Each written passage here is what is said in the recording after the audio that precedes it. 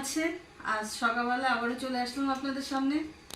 আর আজকে সকালের সমস্ত কাজ সেরে আর টিফিনে হয়ে গেছে। আজকে একটু করলাম রুটি আর তরকারি, সেগুলো তো খাওয়া হয়ে গেছে। আর এবার দুপুরে রান্নার জন্য প্রিপারেশন নিচ্ছি। আর আজকে দুপুরে একটু হালকাও রান্না হবে আর রিচও রান্না হবে। হালকা রান্না হবে, ঋতুর একটু শরীর খারাপ, ওর পেটের সমস্যা হচ্ছে, দেখুন ও শুয়ে আছে খাটের পরে। আর সমস্ত কিছু কেটে কুটে গুছিয়ে নিয়েছি, নিয়ে রান্নাটা শুরু করব। তা চলুন রান্নাঘরে যাই, সেখানে গিয়ে আবার দেখা করছি। দেখুন রান্নাঘরেতে চলে আসলাম। আর এই যে এই সবজিগুলো কেটে রেখেছি, আমি রান্না করব আজকে ওল আলু দিয়ে মাছের ঝোল।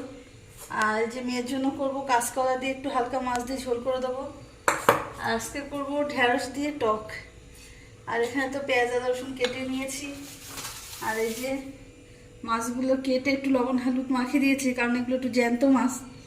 গ্রামের অঞ্চলে কিন্তু জ্যান্ত মাছটাই বেশি পাওয়া যায়, আর ভাজতে গেলে একটু অসুবিধা হয়। ওই জন্য মাছগুলো কেটে আমি লবণ হলুদ মাখিয়ে রেখে দিয়েছি। দিয়ে আমি কিছুক্ষণ একটু ঘরের কাজ করব, আর এদিকে একটু পরিষ্কার পরিচ্ছন্ন করব। আর ফ্রিজটাও একটু নোংরা হয়েছে, সেই ফ্রিজটাও একটু পরিষ্কার করব।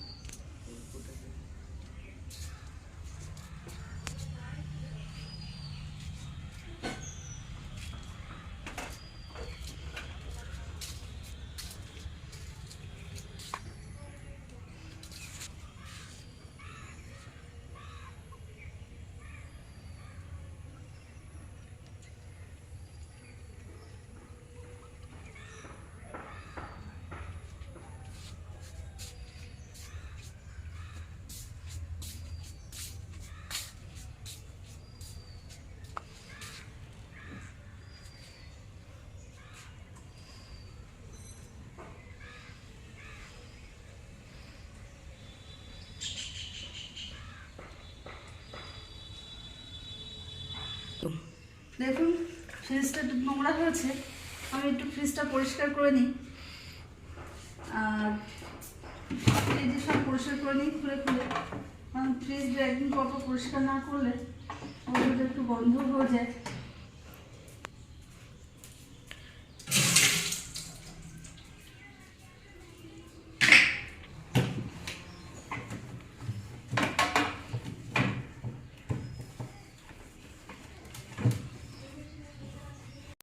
দেখুন ফ্রিজ তো পুরো পরিষ্কার হয়ে গেছে।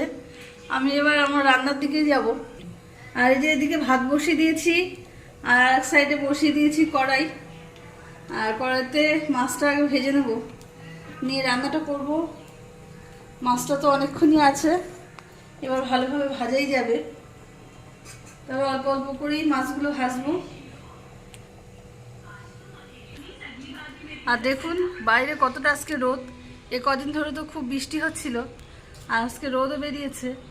আর বৃষ্টি হচ্ছিল বলে হালকা একটু ঠান্ডা ছিল, আর রোদ বেরিয়েছে আবার গরমও পড়েছে।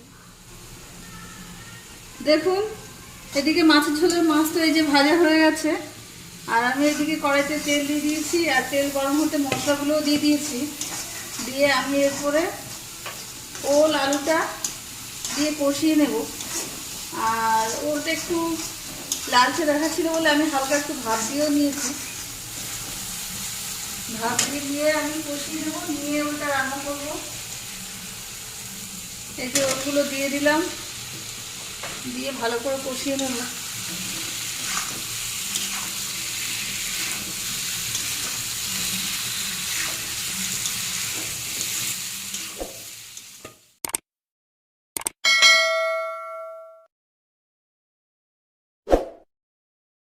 দেখুন এই যে ওল আর তেলাপিয়া মাছের ঝোলটা তো হয়ে গেছে। আমি এটা সাইড করে দিয়ে এদিকে আবার এই যে মেয়ের জন্য বললাম কলা দিয়ে মাছের ঝোল করব হালকা।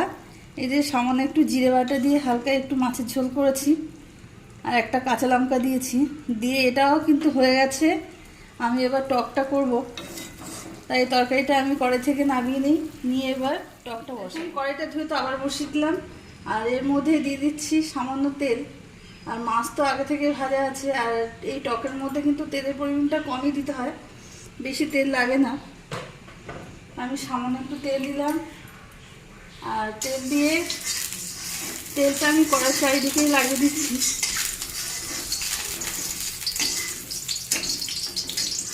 আর এদিকে ফোড়নে আমি দিচ্ছি শুকনো লঙ্কা, আর দিচ্ছি পাঁচফোড়ন। আপনারা কিন্তু সর্ষে ফোড়নও দিতে পারেন, কিন্তু আমি এখানে দিলাম পাঁচফোড়ন।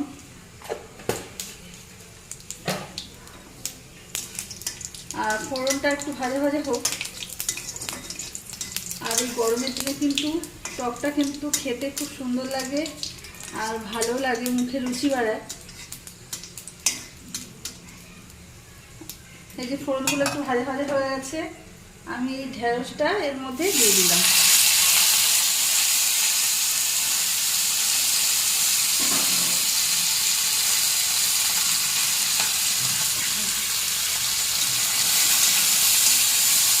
এই যে ঢেঁড়সটা দেখা যাচ্ছে।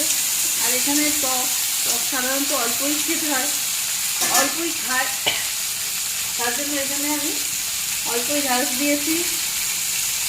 আর দিয়ে দিচ্ছি লবণ 1 চামচ মতো, আর লাগলে আমি পরে দেখে নিই লবণটা দেবো। আর দেবো 1 চামচ মতো হলুদ। আর কড়াইতে শুকনো লঙ্কা দিয়েছি, ওই জন্য শুকনো লঙ্কা একটু ঝাঁজ বেরোচ্ছে, নাক জ্বালা করছে। তাই যে এটা দিয়ে আমি ঢেকে দেবো, যাতে ঢেঁড়সটা ভাজা ভাজা হয়ে যায়। এই যে আমি এটা ঢেকে দিলাম, দিয়ে 5-10 মিনিট পর আবার এটা খুলে একটু নেড়ে দেখবো ভাজা হয়ে গেছে কি। আর তার মধ্যে আমি এখানে নিয়েছি এই যে আমড়া, দেশি আমড়াগুলো। আর এগুলো একটু নরম হয়ে গেছে, ওই জন্য আমি সিদ্ধ করে নিই, এমনিই চটকে নিচ্ছি। আর যদি আমড়া শক্ত থাকে তাহলে আপনি অবশ্যই এই আমড়াগুলোকে সিদ্ধ করে নেবেন। এবার এটাকে ভালো করে চটকে আমরা যে কাঠটা বের করে দেবো।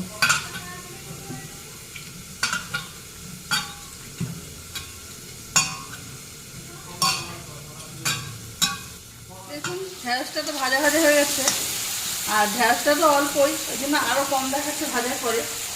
আর আমি এখানে এই যে আমড়াটা চটকে নিয়েছিলাম, তার একটু হাত দিয়ে সেঁকে নিয়ে জলটা পুরো দিয়ে দেবো। আর এর মধ্যে আমি 2-1টা আটিও দিয়ে দিচ্ছি, আমরা আটিগুলো আপনারা চাইলে না দিতেও পারেন, তবু আমি দিয়ে দিলাম। আর সামান্য একটু জল দিতে হবে, কারণ মাছগুলো ফুটবে, এর জন্য আমি এখানে একটু সামান্য জলও দিয়ে দিলাম। আর এটা ফুটলে আমি এর মধ্যে মাছগুলো দিয়ে দেবো। দেখুন কত সুন্দর একটা কালার এসছে।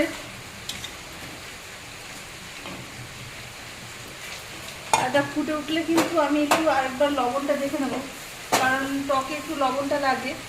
আর লবণটা এদিকে আমি 1 চামচই দিয়েছিলাম, তো তরকারিটা একটু ফুটুক।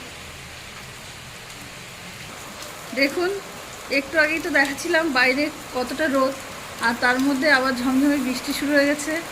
আর বাইরের পরিবেশটা দেখতেও কত সুন্দর লাগছে, মানে রোদ্রের তাপে যেন গাছগুলো নেতিয়ে পড়েছিল, আবার বৃষ্টি পড়তে যেন আবার তারা তরতাজা হয়ে উঠেছে। আর বাইরে তো ঝমঝম করে বৃষ্টিও পড়ছে।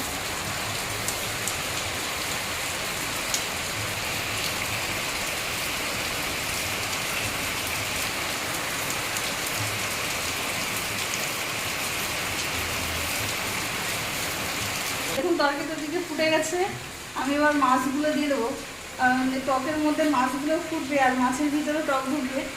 এই যে এই মাছগুলো আমি এর মধ্যে দিয়ে দিচ্ছি, দিয়ে আরও কিছুক্ষণ ফুটো। আর আমি এর মধ্যে দিয়ে দেবো সামান্য একটু চিনি।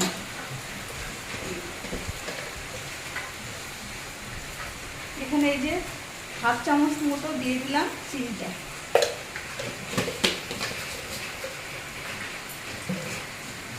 এই যে আরও 5-10 মিনিট পরে ফুটুক, তারপর আবার আপনাদের সামনে আসছি। টকটা তো ফুটে উঠেছে, আর পুরো কমপ্লিট হয়ে গেছে। আর এটা তো খেতে খুব সুন্দরই লাগবে, আপনারা অবশ্যই এভাবে খেয়ে দেখবেন কেমন লাগছে টকটা। তা রান্নাবান্না করার পরে তো অনেক বাসনও বেরিয়ে গেছে, তা আমি মাজা ঘষা করে নিই আবারও আপনাদের সঙ্গে। দেখুন মেজে বসে তো আবার চলে আসলাম, আর সকালে তো একবার স্নান হয়ে গেছে, আবারও স্নান করে নিলাম মেজে মাজার পরে। আর আবার এখানে সবাই মিলে ভাত খেতে বসে গেছি। এই যে পাশে বসছে রিজু, আর এদিকে আপনার দাদা বসছে। আর ঋতুর তো আগে খাওয়া হয়ে গেছে, ওই আগেই বলেছিলাম পেটটা একটু খারাপ, ওই জন্য ও তাড়াতাড়ি স্নান করার পরেই ওকে খেতে দিয়ে দিয়েছি। আর আমরা এখানে নিচেই খেতে বসছি। নিচে খাওয়ার মজাটাই কিন্তু একটা আলাদা ব্যাপার, যতই উপরে চেয়ারে বসে খাও না কেন, তাই এখানে নিচে বসেই খেতে বসলাম। এই যে মাছের ঝোল তো নিয়ে নিয়েছি, এদিকে টকও নিয়ে নিয়েছি। আর দুপুরের খাওয়াটা এখানেই খেয়ে নিই, তারপরে আবার দেখা যাচ্ছে।